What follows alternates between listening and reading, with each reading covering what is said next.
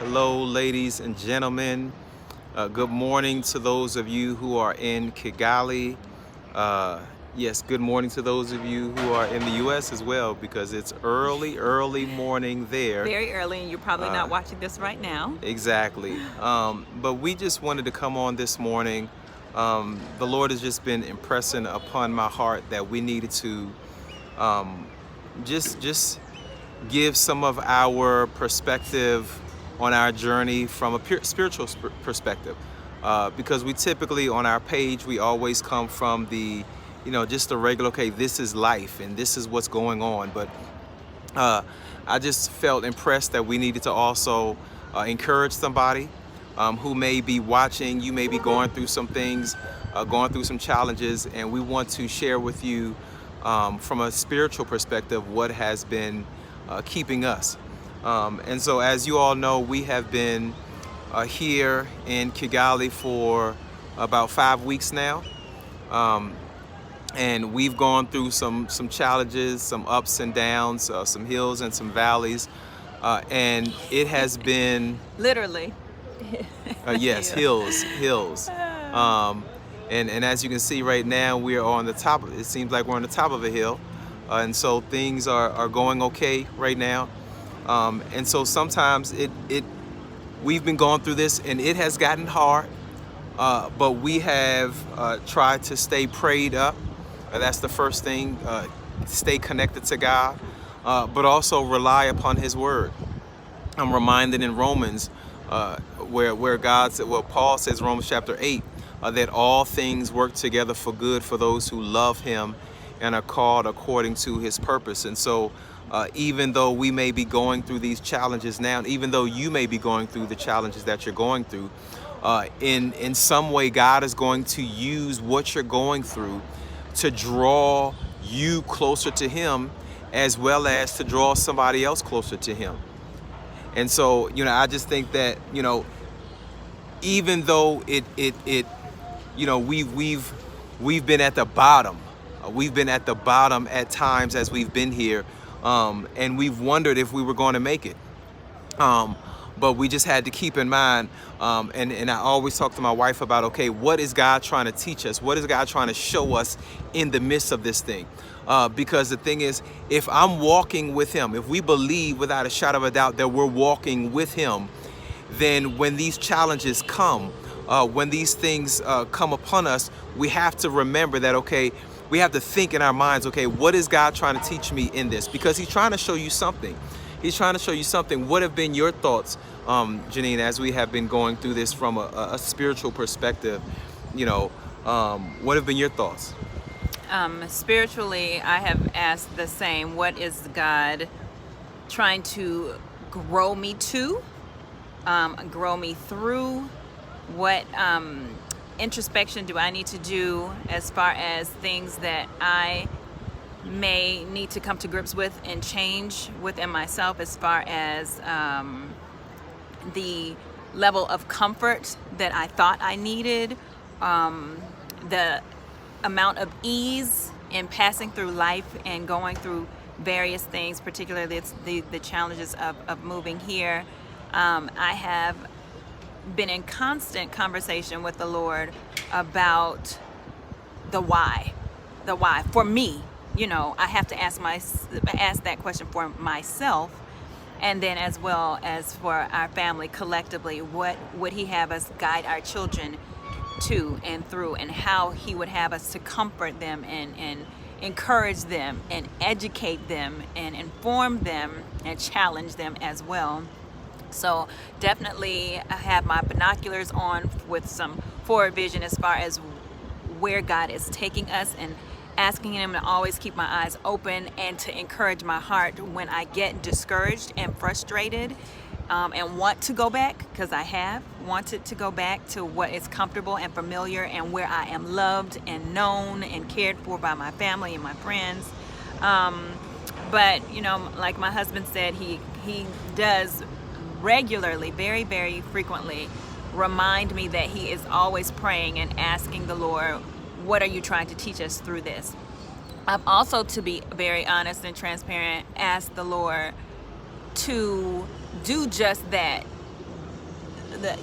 all things work together for good to them who love the Lord and are called according to his promise. So even if this was a misunderstood journey, even if it was misinterpreted as a call for our family, all things work together for good, because we do love the Lord and we feel that we are called according to his purpose. And we want to contribute here, and we want to evangelize here in our own personal way, and we want to help build and add to the spiritual community here, as well as the economic and academic, and in so many different ways. So even if we're wrong, Lord, please, in our meekness, we ask that you allow good to come out of this, and do not harm our family and our children, even as a result of us potentially misunderstanding what your call was or what your timing was, because I have questioned the timing and the preparation, and should we have done this? And in hindsight, 2020 being 2020, we should have done this differently, or what have you. And so those thoughts have not only crept into my mind, but pervaded them at times. And I always just ask the Lord, regardless of, because of your love for us, and the fact that we have moved in this direction because we felt that it was called according to your purpose, please honor that and allow good to come from it. I think that sometimes we can, as you mentioned, sometimes we can get comfortable, and as a pastor, I'm used to ministering to the spiritual needs of others, and I'm used to trying to encourage others and to get others to trust in God and have faith in God. And when I think back, I think about the fact that my life was relatively easy. And when I say easy, I'm not saying that we had all of the wonderful accoutrements of the world. What we did. Ministry was hard. But when I think back spiritually, I was not, when I think about it now, I was not challenged spiritually the way I'm being challenged here. And so everything that I've had, I've preached to people over, more than a decade, 12 plus years in ministry. All of those things I've had to preach. I've had to put into practice and preach to myself. And so I look at it like, God is using this experience to grow me. Because I myself, I've had to, I basically, I left full-time ministry to come here.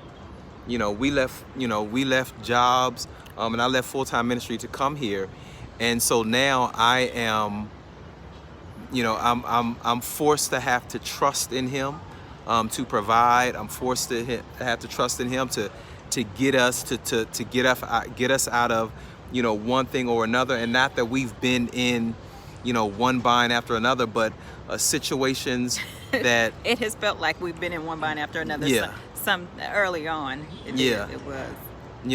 But it's forced us to have to just lean on Him more and more and more. And so I want to encourage somebody we want to encourage somebody who may be watching this video, that all things work together for good.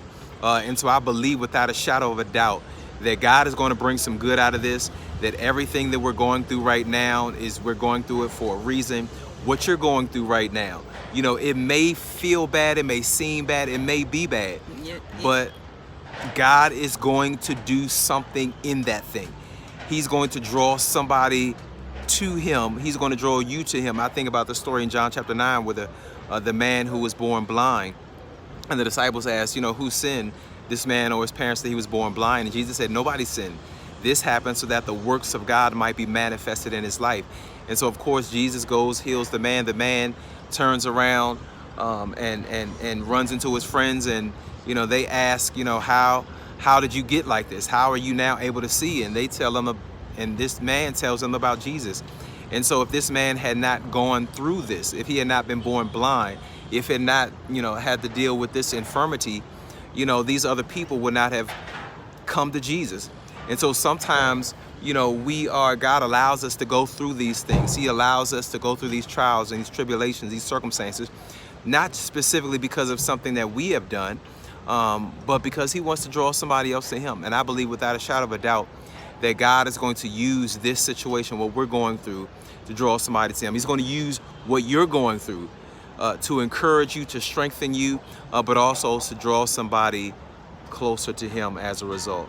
Yeah, we just have to remember he's the God of the hills and the valleys. Yes. And he guides us through all of the geographical terrain of our lives, the highs and the lows, and sometimes specifically taking us by the hand and taking us through the more difficult, challenging, darker places, the rough parts of the mountain. Oh my goodness, that the songs and hymns that I grew up learning have really been sustaining force for me as well. As you were talking, I was just thinking about trust and obey. When you walk with the Lord in the light of his word, what a glory he sheds on our way. When we do his good will, he abides with us still, and with all who will trust and obey. So he still abides with us as long as we trust and obey. We stay in his will and we live according to his word. He's abiding with you. He's in it with you. Even when it's really, really dark and difficult, he's there in that dark place with you, and he'll guide you through it. Amen. Amen. So we just wanted to make this short video, just kind of, you know, to encourage somebody this morning, to encourage us, to encourage ourselves, and to let you know everything's going to be all right. I just got to put this view in there too a little bit more. All right, let's see. As we close. So check out this view. This is just, this is just beautiful. Look at that. I mean, it does not get any better than that. It does not get any better than that. And you can see just the mountains. Everywhere in Kigali, there is a view. Everywhere in Kigali, there is a view. So this is one of the reasons why we love it here. It's just beautiful. Just beautiful. You can do a video in the morning with this in the background. Thank you so much for watching, ladies and gentlemen, and we'll see you in the next video.